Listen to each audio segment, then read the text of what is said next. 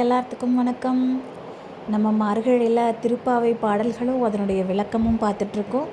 அந்த வரிசையில் நம்ம இன்றைக்கி பார்க்க போகிறது திருப்பாவை பாசுரம் 7.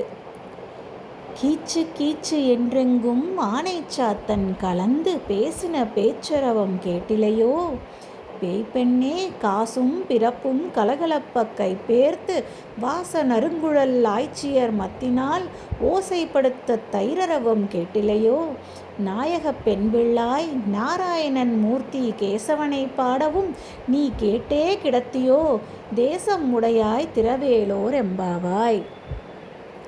பொருள் என்னன்னா, அறிவில்லாதவளே, ஆனைச்சாத்தன் என்றழைக்கப்படும் வலியன் குருவிகள் கீச்சிடும் குரலும் அவை தங்கள் துணையுடன் பேசும் ஒளியும் உனக்கு கேட்கவில்லையா?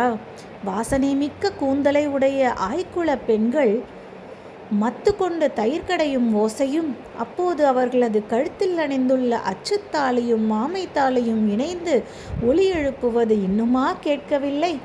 எல்லோருக்கும் தலைமையேற்று அழைத்துச் செல்வதாக சொன்ன பெண்ணே, நாங்கள் நாராயணனான கேசவனை புகழ்ந்து பாடுவது உன் காதில் கேட்டும் உறங்கும் மர்மம் என்ன? பிரகாசமான முகத்தை கொண்டவளே, உன் வீட்டு கதவை திற.